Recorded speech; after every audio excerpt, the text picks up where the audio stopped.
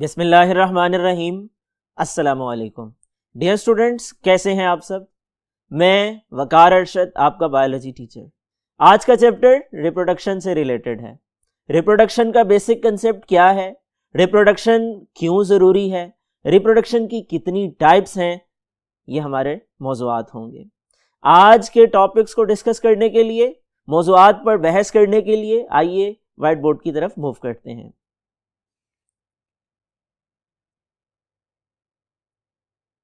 Dear students, reproduction किसको कहा जाता है?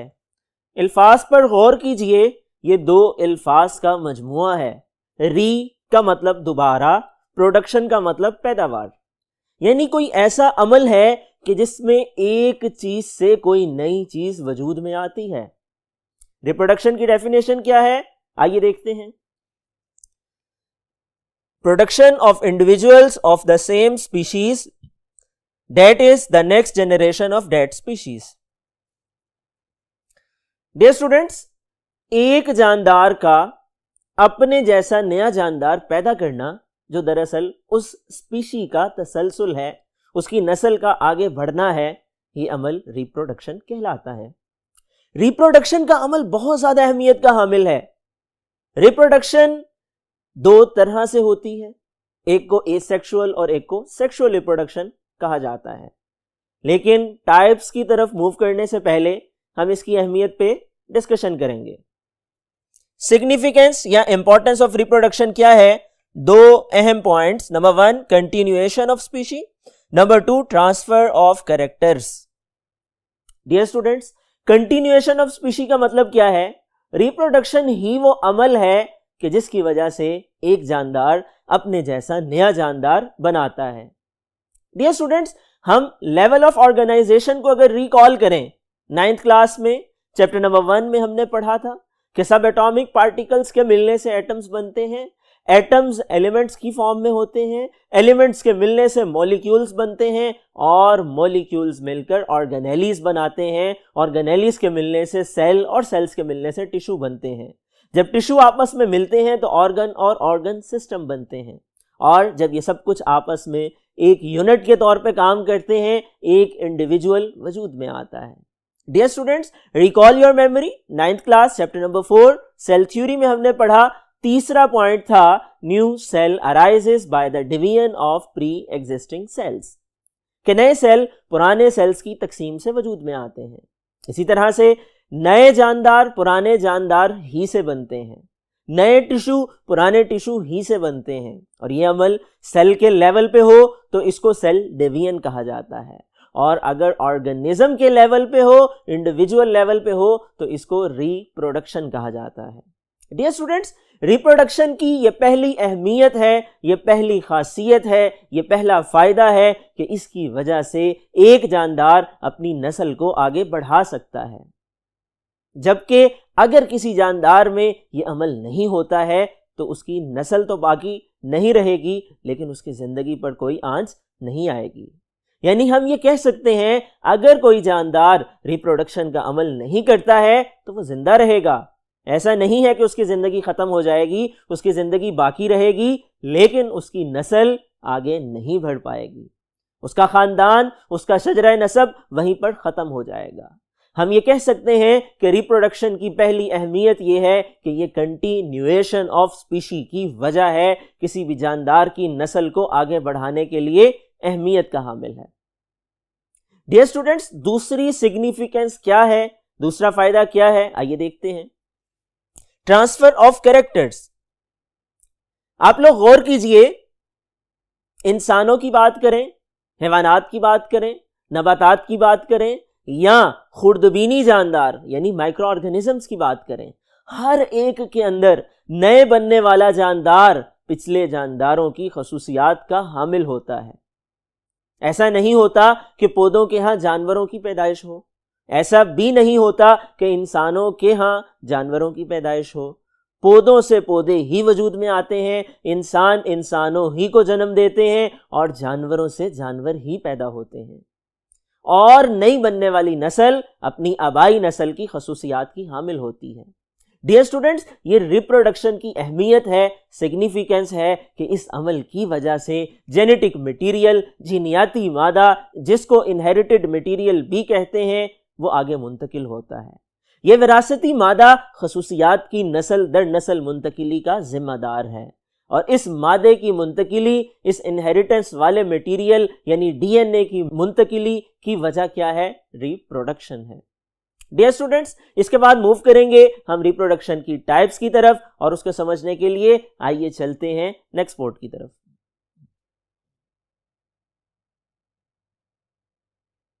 डियर स्टूडेंट्स, रिप्रोडक्शन की कौन सी टाइप्स हैं? There are 2 major types. वो 2 बड़ी किस्में कौन कौन सी हैं? एक को एसेक्सुअल रिप्रोडक्शन कहा जाता है और दूसरी को सेक्सुअल रिप्रोडक्शन का नाम दिया जाता है। There is a minor difference, इन दोनों के दरमियान एक फर्क है, और वो फर्क क्या है? एक रिप्रोडक्शन वो है कि जिसके अंदर एक ही जानदार से एक नया जानदार बन जाता है, जबकि दूसरी रिप्रोडक्शन वो है कि जिसमें 2 पेरेंट्स इन्वॉल्व होते हैं, मेल और फीमेल ऑर्गेनिजम्स आपस में क्रॉसिंग करते हैं, उनके दरमियान जेनेटिक मटेरियल एक्सचेंज होता है, उनके गैमीट्स आपस में फ्यूज करते हैं, फर्टिलाइजेशन का अमल होता है और एक नया जानदार वजूद में आता है। डियर स्टूडेंट्स, सेक्सुअल रिप्रोडक्शन की डेफिनेशन अगर की जाए तो यूं की जा सकती है, the type of reproduction in which 2 parents are involve and their gametes fuse by fertilization. After fertilization, zygote is developed and that convert into embryo and then mature organism after cell division. यानी एक जानदार जो नया बनता है sexual reproduction से, उसमें 2 parents involve होते हैं, एक नर होता है, एक मादा होती है, यानी मेल होता है, फीमेल होती है, इन दोनों की क्रॉसिंग होती है, इन दोनों के खास सेल जर्म लाइन सेल्स जो कि गैमीट्स हैं, मेल गैमीट्स और फीमेल गैमीट्स हैं, जब ये आपस में मिलते हैं, इनके मिलने को, इनकी फ्यूजन को फर्टिलाइजेशन कहा जाता है, और जाइगोट इब्तदाई सेल बनता है जिसमें फर्दर डिवीजन होती है और नया जानदार वजूद में आता है। सेक्सुअल रिप्रोडक्शन की अहमियत यह है कि इसकी वजह से वेरिएशन आती हैं, नई बनने वाली नस्ल में खसूसियात में फर्क आता है, क्योंकि सेक्सुअल रिप्रोडक्शन के दौरान जब गैमीट्स आपस में मिलते हैं, वो गैमीट्स जो मिलते हैं उनके बनने का अमल मियोसिस के जरिए से होता है। और स्टूडेंट्स, हमने 9th में पढ़ा था कि मियोसिस के अमल के दौरान क्रॉसिंग ओवर होती है, और इस अमल में जेनेटिक मटेरियल एक्सचेंज होता है होमोलोगस क्रोमोसोम्स के नॉन सिस्टर क्रोमेटिड्स में। यह है सेक्सुअल रिप्रोडक्शन। इसके बाद दूसरी किस्म है एसेक्सुअल रिप्रोडक्शन। हम ये कह सकते हैं कि ये एक ऐसा तरीकाकार है कि जिसमें एक ही पेरेंट से, एक ही जानदार से एक मुकम्मल नया जानदार वजूद में आता है, और ये सिंपल सेल डिवीजन है कि जिसमें सेल्स की तकसीम होती है और माइटोसिस के अमल से गुजरकर एक जानदार से एक नया जानदार बनता है। डियर स्टूडेंट्स, प्लांट्स की बात की जाए उनमें भी एसेक्सुअल रिप्रोडक्शन होती है, एनिमल्स की बात की जाए उनमें भी एसेक्सुअल रिप्रोडक्शन पाई जाती है। पहले हम डिस्कस करते हैं एनिमल्स के बारे में। एनिमल्स में एसेक्सुअल रिप्रोडक्शन बाइनरी फिशन के जरिए से होती है, मल्टीपल फिशन के जरिए से होती है, फ्रेगमेंटेशन के जरिए से होती है, बडिंग के जरिए से होती है, स्पोर फॉर्मेशन के जरिए से होती है, पार्थेनोजेनेसिस के जरिए से होती है, और ये मुख्तलिफ मेथड हैं जिनके जरिए से एसेक्सुअल रिप्रोडक्शन का अमल वाक़या होता है। एक एक करके इन तरीका कार को हम डिस्कस करेंगे, और उससे पहले हम प्लांट्स को भी डिस्कस कर लेते हैं। प्लांट्स के अंदर जो एसेक्सुअल रिप्रोडक्शन का अमल है वो वेजिटेटिव प्रोपेगेशन कहलाता है। रिकॉल योर मेमोरी, हमने 9th क्लास में चैप्टर नंबर 1 में पढ़ा था, सेलुलर ऑर्गेनाइजेशन में पढ़ा था कि प्लांट्स के 2 पार्ट्स होते हैं, एक को वेजिटेटिव पार्ट कहा जाता है, एक को रिप्रोडक्टिव पार्ट कहा जाता है। वेजिटेटिव पार्ट वो होता है जो रूट, शूट, स्टेम या लीफ पर मुश्तमिल होता है, जबकि रिप्रोडक्टिव पार्ट वो होता है जो नस्ल आगे बढ़ाने का जिम्मेदार होता है। Dear students, vegetative part body parts बनाते हैं, जबकि रिप्रोडक्टिव पार्ट, जैसा कि मिसाल के तौर पर प्लांट्स में फ्लावर्स हैं, वो नस्ल आगे बढ़ाते हैं। रिप्रोडक्टिव पार्ट की बात की जाए, फ्लावर की बात की जाए, उसकी डिटेल इसी चैप्टर में आगे आने वाली है। फ्लावर दरअसल पौधे का रिप्रोडक्टिव पार्ट है जो फल में तब्दील होता है। फल के अंदर बीज होता है, बीज को मिट्टी में दबाया जाता है, उससे नया पौधा वजूद में आता है। डियर स्टूडेंट्स, जबकि रूट हो, शूट हो, स्टेम हो या लीव हो, ये वेजिटेटिव पार्ट हैं, इनसे नए बॉडी पार्ट्स बनते हैं। और वो रिप्रोडक्शन का तरीका, वो एसेक्सुअल रिप्रोडक्शन का मेथड जिसके अंदर बॉडी पार्ट्स को इस्तेमाल किया जाए, वेजिटेटिव पार्ट्स को इस्तेमाल किया जाए, उनसे नए पौधे बनाए जाएं, ये वेजिटेटिव प्रोपेगेशन कहलाता है। डियर स्टूडेंट्स, वेजिटेटिव प्रोपेगेशन दो तरह से होती है। एक को आर्टिफिशियल वेजिटेटिव प्रोपेगेशन कहा जाता है, एक को नेचुरल वेजिटेटिव प्रोपेगेशन कहा जाता है। आर्टिफिशियल वेजिटेटिव प्रोपेगेशन की बात की जाए तो आर्टिफिशियल वेजिटेटिव प्रोपेगेशन के दो मेथड हैं जिनका जिक्र आपकी किताब में है। एक को कटिंग या कलमकारी कहा जाता है, एक को ग्राफ्टिंग या पेवंदकारी का नाम दिया जाता है। Dear students, natural vegetative propagation की बात की जाए तो 6 तरीकों से यह वाकया होती है और ये 6 तरीके आपकी किताब में डिस्कस किए गए हैं। वो 6 तरीके क्या हैं? वो 6 तरीके मुख्तलिफ तरह के हैं। मिसाल के तौर पर बल्ब हैं, कॉम्स हैं, राइजोम्स हैं, ट्यूबर्स हैं, लीव्स हैं, ये मुख्तलिफ तरीके हैं। और इसके साथ साथ सक्कर्स हैं। इनकी डिटेल क्या है ये अगले लेक्चर में हमारा मौजू होगा। अब हम मूव करते हैं एसेक्सुअल रिप्रोडक्शन की इनिशियल टाइप्स को डिस्कस करने के लिए नेक्स्ट व्हाइट बोर्ड की तरफ।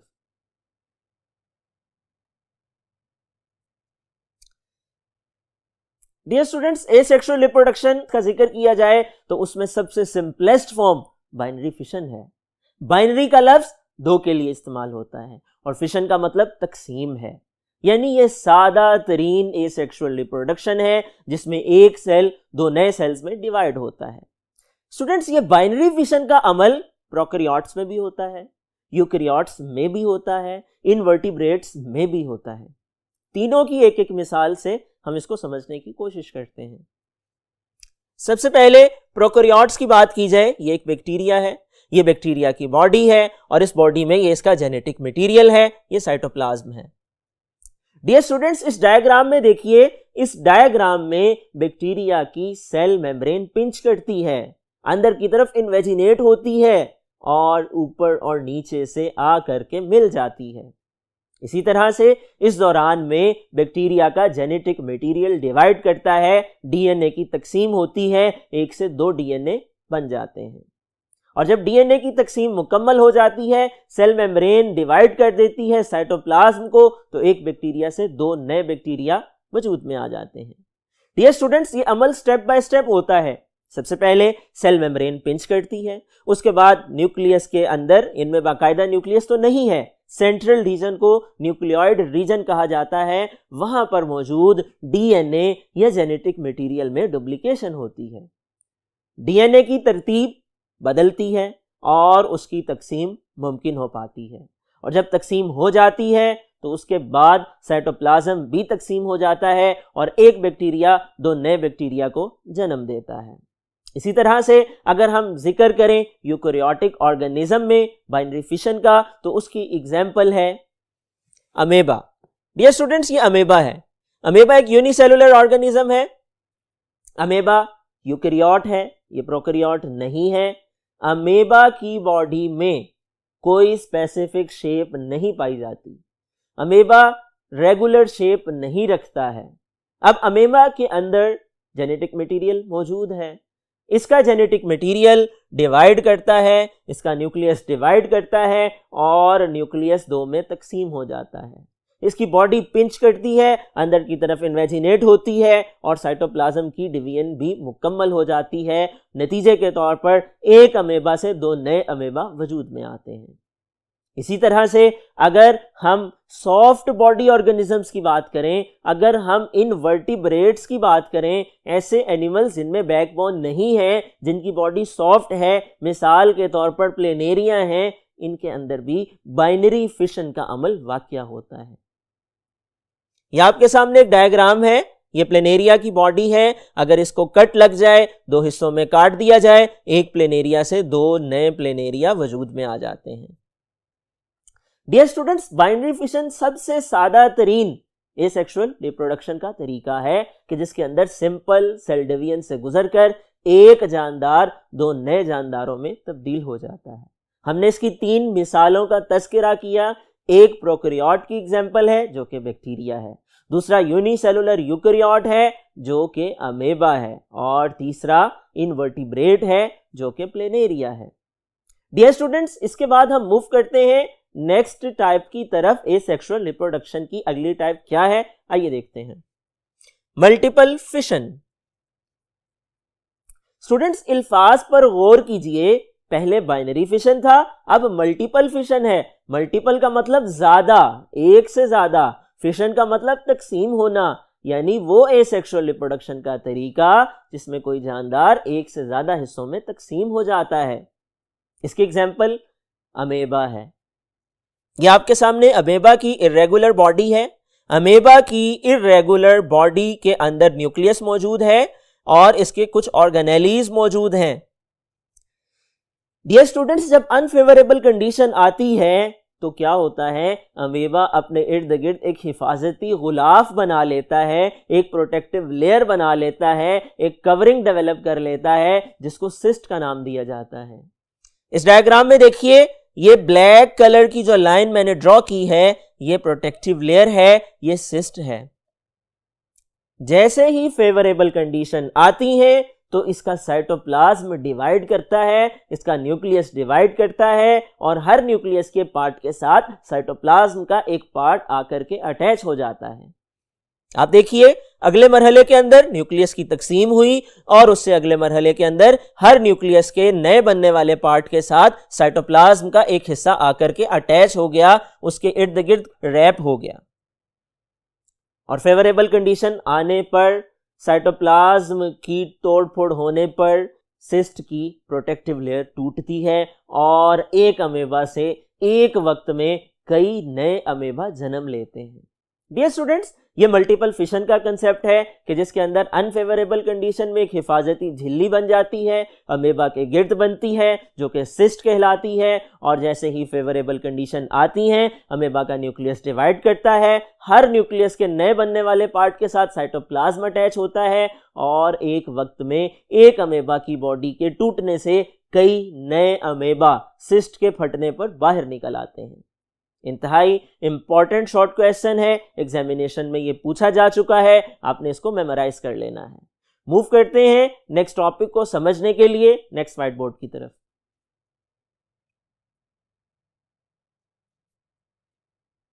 डियर स्टूडेंट्स, तीसरा मेथड बाइनरी फिशन के बाद, मल्टीपल फिशन के बाद फ्रेगमेंटेशन का है। फ्रेगमेंटेशन का मतलब क्या है?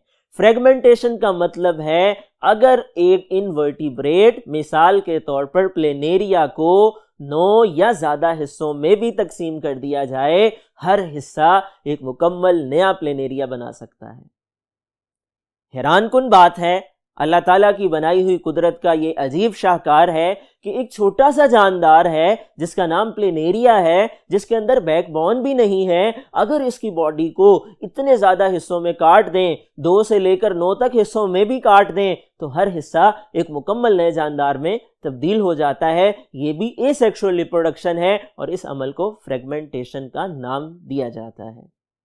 डियर स्टूडेंट्स, ये सारे तरीका कार जो हमने आज डिस्कस किए, जो हम आने वाले लेक्चर्स में डिस्कस करने वाले हैं, इंतहाई दिलचस्प हैं। अगर आप तवज्जो से इसको समझने की कोशिश करें, दिलचस्पी पैदा करने की कोशिश करें, तो यकीनन आप अल्लाह ताला की इन निशानियों पर ना सिर्फ हैरान होंगे बल्कि दिलचस्पी से ये टॉपिक्स समझने भी आसान होंगे। डियर स्टूडेंट्स, ये जो टॉपिक्स आज हमने डिस्कस किए, इनमें मुख्तलिफ शॉर्ट क्वेश्चंस बनते हैं, लॉन्ग क्वेश्चन भी बन सकता है। शॉर्ट क्वेश्चंस पूछे जा सकते हैं, बाइनरी फिशन की डेफिनेशन बताइए, कोई एक मिसाल बताइए, बैक्टीरिया के बारे में पूछा जा सकता है, अमेबा के बारे में पूछा जा सकता है और प्लेनेरिया के बारे में भी पूछा जा सकता है। इसी तरह से मल्टीपल फिशन पे शॉर्ट क्वेश्चन आ सकता है और फ्रेगमेंटेशन पर भी शॉर्ट क्वेश्चन पूछा जा सकता है।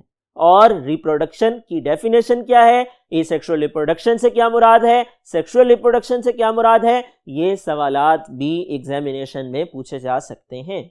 आपने हर हवाले से इन टॉपिक्स को तैयार कर लेना है, राइट डाउन कर लेना है और तैयार करने का सबसे बेहतरीन तरीका यही होता है कि आप याद करने के बाद खाली इसी पर इक्तफा ना करें बल्कि उसको नोट डाउन कर लें।